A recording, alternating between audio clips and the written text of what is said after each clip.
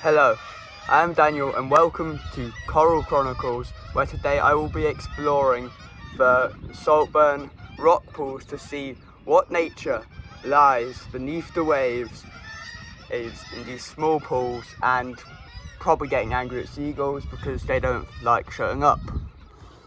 If we look all over the coast here, there are just hundreds of thousands, maybe probably in the millions, of sea snails just lining every surface in eyesight. Now this is due to the fact that they have little predators, that they have hardly any predators along this coastline, and what few predators there are to them, the population is so small that it hardly makes a dent on the swarms of snails all over the place here. This is well and truly the perfect place to live if you're a young snail just trying to make it to adulthood. It's truly amazing to see how this population of snails has adapted to absolutely explode in population when there are few predators around. In this little cavern of the rocks, if you look close enough, you can see some small rock gobies and some common blennies hiding between the rocks and seaweed at low tide to escape larger predators that would be above, that would eat them rapidly when they're properly out in the sea. So rock pools like this are the small places where these fish can survive and grow. And if you look carefully, there are some hermit crabs here as well. Now these, like the snails, have little predators. Oh, there is one rock goby. Was it shiny? I don't really know, because they look the same and they're tiny, but these small fish, and obviously all the snails and hermit crabs, they hide in here for protection, and their predators can't catch them, so their populations explode, as I was explaining earlier with the snails. That happens with the hermits as well. You will find thousands of hermits along these coasts, but not a lot of actual crabs. So let's see if we can find one of them.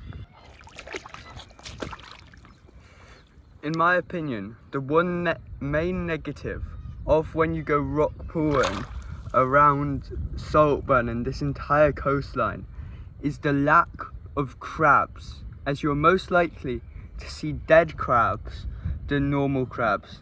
This is due to the fact that the crab population is still recovering after, in October 2021, there started to be some mass deaths of crabs, lobsters and other crustaceans across the coast, the entire North Yorkshire coastline. Now many theories have been linked to this, and an independent study done by universities like York and I think Newcastle discovered, well, their research showed them that it was most likely due to dredging releasing pyridine into the sediment and water, killing off the crabs. But in the independent government review, not in the independent government review, sorry. In the government review of this, it found it most likely to have been a novel pathogen, like a parasite or disease, to have killed them off. Now, many communities across the coastline and fishermen believe this to have been a cover-up to hide the crimes committed against the coastline, because this event caused basically the entire crab and lobster populations to completely die out. There were weeks when, and I know this because I was there, I arrived in Saltburn, and 1 week in, I think, January of 2022, and the beach was lined with hundreds of thousands of dead crabs and dead lobsters.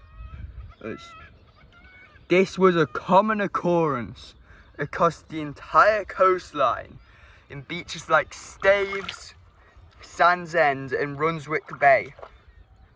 And it absolutely decimated any crabbing opportunities and helped damage many businesses that relied on lobster farming and crab farming to, well, afford to live, which is why many believe this to have been a cover-up for a horrible event in crime against the environment across the entire coastline.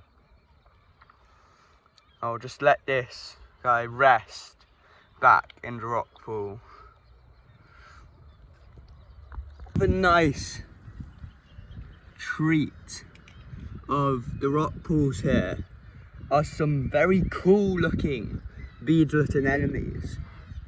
Now, these are quite carnivorous anemones, where they'll eat certain types of algae, but they will also eat some of the smaller fish. So while you do see snails and hermit crabs in the rock pools where there are these beadlet anemones, you don't really see that many fish, particularly the small ones, because that thing will, if it sees one of those really small fish, it will just eat it. It will just reach out and grab it, which is really cool in my opinion. These anemones though, they don't only pose as a threat to the small fish. If any hermit crabs, normal crabs or sea snails get a bit too close, the anemones will happily eat them too.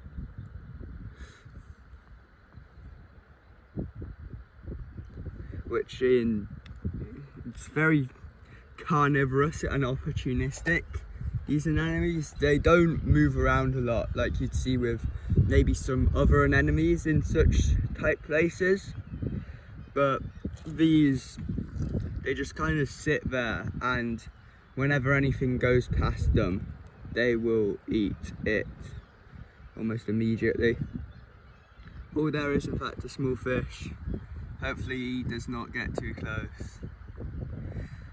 The cool thing about the rock pools here is when you walk far enough away from the actual beach and headland, you get some really weird looking rock formations pushed by rocks maybe falling from the cliffs and being moved about slowly and weathered away by the tide and waves, which I think in itself is worth seeing if you're ever up by Saltburn.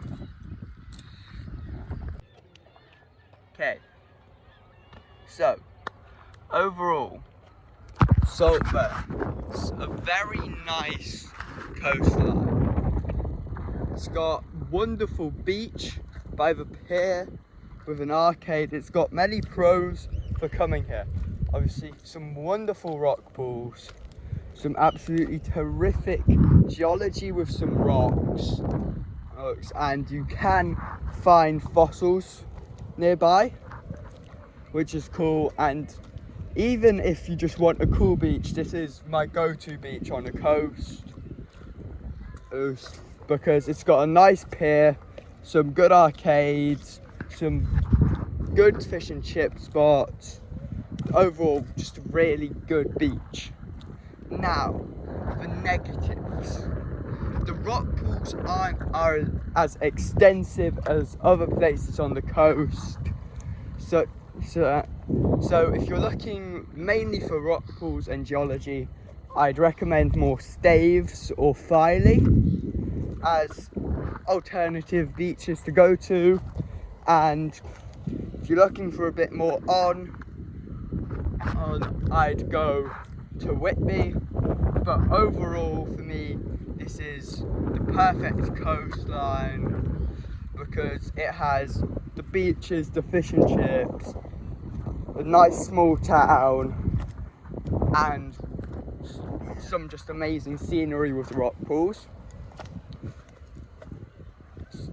So I'd highly recommend coming to Saltburn, but obviously if you're looking for more rock pools, I'd head to Staves or Filey.